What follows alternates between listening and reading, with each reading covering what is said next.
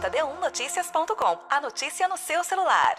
E o JD1 TV recebe hoje em nossos estúdios Alexandre Lacerda, ele que foi reeleito Procurador-Geral de Justiça de Mato Grosso do Sul.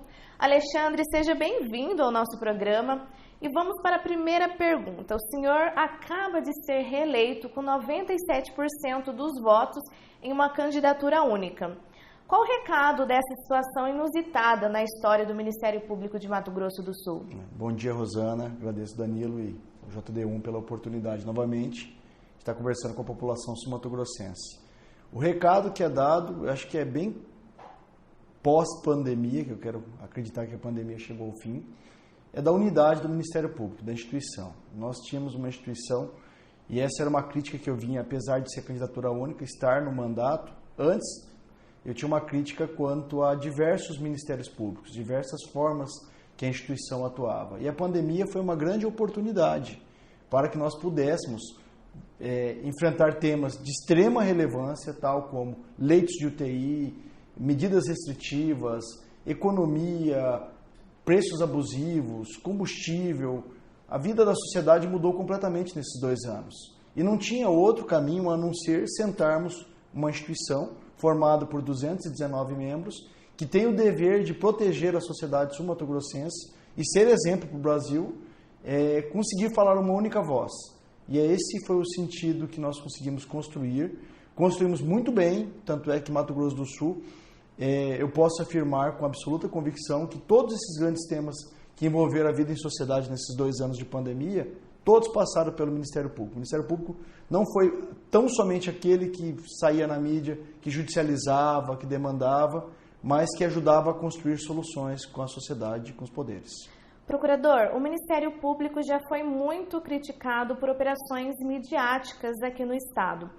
A diminuição de situações semelhantes acontece por quê? Tem algum motivo? Não, exatamente. Eu acho que quando você começa a pensar de uma forma só a instituição e, ao mesmo tempo, fizemos algumas medidas de alteração da nossa regulamentação do Ministério Público, fazendo com que, em primeiro lugar, empatia. Eu acho que é uma palavra que as pessoas falam de uma forma nas redes sociais como algo bonito, diferente, mas o papel do Ministério Público é ser garantidor número 1, não só da sociedade, mas do próprio investigado, do réu.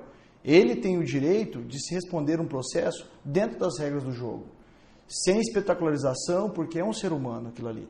A partir do momento que você tem, óbvio, que o dever de informar a sociedade, você o faça de uma forma comedida. Oportunidade de contraditório para a defesa, foi o que nós garantimos nas investigações dentro do Ministério Público, na área do patrimônio público. Avançamos em temas que antes eram temas apenas de judicialização, que você hoje propor uma ação judicial, nada mais é do que eternizar um problema, porque o judiciário está abarrotado de serviço e o MP tem outras medidas legais que a legislação permitiu que avançasse para que nós pudéssemos resolver dentro da esfera do Ministério Público, através da negociação. Então, assim, essa mudança de postura fizeram com que, de fato, essa crítica à instituição diminuiu drasticamente. E qual a divisa do Ministério Público investigador, do Ministério Público orientador e que ajuda a evitar o dolo?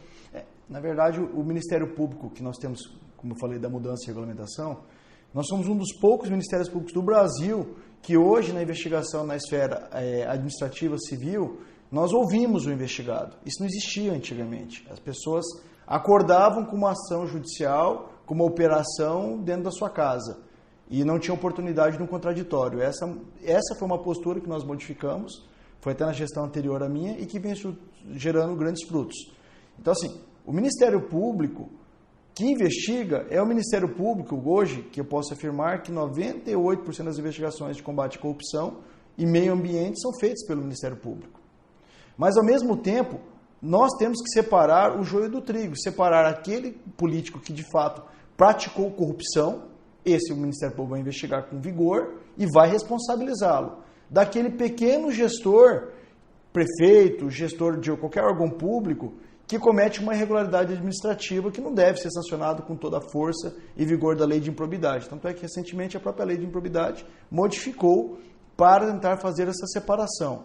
Então, assim, o papel do Ministério Público é, em primeiro lugar, essas pequenas situações, buscar o ressarcimento ao erário, trazer aos cofres públicos efetivamente, imediatamente aquele dinheiro que foi desviado, que foi mal aplicado, dá diferente da situação que exige uma punição, prisão, operação, o que quer que seja. Então é isso que nós estamos tentando separar para se fazer justiça. Alexandre, em relação ao salário, a população ela é muito curiosa. Os membros do Ministério, eles ganham muito, ganham bem? Olha, eu acho que essa resposta pode ser dada da seguinte forma. Um colega hoje que passa num concurso público é um belíssimo, de fato, salário, recebe muito bem, e isso a sociedade, o Ministério Público não tem o que reclamar. Todavia, a vida que ele tem que levar hoje, na carreira, no Mato Grosso do Sul, é 25, 30 anos de vida no interior do estado, passando por 5, 6, 7, 8 comarcas. Para chegar em Campo Grande, ele não pode ter comércio, não pode ter nenhum outro tipo de atividade, e além de correr risco constantemente. Penso que é necessário, sim, uma política de valorização remuneratória para os membros do Ministério Público, para a magistratura, para policiais, defensores públicos, para aquele que serve, de fato, a sociedade com vedações constitucionais de exercer outro ministério. O que nós defendemos nacionalmente é que haja uma separação hoje, que há uma discrepância de quem ingressa na carreira para quem está no final da carreira. Então, assim, nesse sentido é que nós lutamos por uma valorização, distinguindo aquele que começa com aquele que está no final, que hoje não existe, mas é uma ótima remuneração, mas com o seu preço que se paga pessoalmente e a própria família junto. É que, na verdade, é abrir mão, né, de muitas coisas para ocupar a vida de um membro do Ministério Público, você vai numa cidade do interior do estado, você começa em cidades pequenas, muito pequenas, 5, 10 mil habitantes. Aí você avança para uma comarca de 20 mil habitantes. Lá você não pode errar, você não pode se embriagar, você não pode fazer nada de errado. Você tem que ser o exemplo da sociedade, porque você é a pessoa que fiscaliza todo mundo. Então, assim, é uma vida de extrema restrição durante muito tempo. Então, por isso que é um concurso muito difícil, apesar disso, é muito difícil e óbvio que tem que ser bem remunerado. E agora, um novo tipo de crime que atinge desde os mais humildes até os bancos, que são os crimes virtuais. Sim. O nosso Ministério Público, ele está preparado para essa nova frente? Excelente pergunta. O Ministério Público de Mato Grosso do Sul, o ano passado, nós temos o ranking exatamente de um Ministério Público tecnológico, porque hoje você percebe nitidamente que através das redes sociais, da mídia, do sistema de computação, o Ministério Público tem o dever de fiscalizar isso, tem que se adequar a essa nova realidade. O crime de antigamente, e a pandemia trouxe muito isso, do mundo virtual, não vai ser mais o crime, os grandes crimes feitos tão somente. Você percebe que grandes operações nossas do GAECO, eles vão e buscam tecnologia, equipamentos tecnológicos, e ali você consegue, de fato, tirar um celular hoje, envolve a vida de uma pessoa. Eu posso afirmar que o Ministério Público de Mato Grosso do Sul, como disse ali no começo do CNMP, homenageou e premiou o Ministério Público de Mato Grosso do Sul, tem 3 colocações. O MPMS ficou em primeiro e em segundo. Aí em terceiro foi para outro estado da federação. Porque nós investimos pesadamente em tecnologia e inteligência artificial. 2 prêmios, por exemplo, do robô da ficha limpa, que é um exemplo clássico. O que demanda, a eleição passada, 2 anos atrás, demandava 70, 80 pessoas fazendo análise de documento, um robô de inteligência artificial entrega prontamente a resposta. E não em 20 dias, em um dia.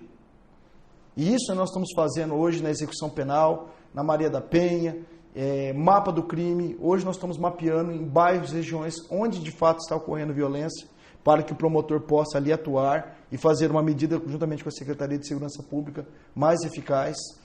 E da mesma forma, hoje o Ministério Público de Mato Grosso do Sul, em tecnologia, é 100% digitalizado e é referência de um modelo que deu certo e que vem dando certo, e investindo nisso, laboratório de lavagem de dinheiro.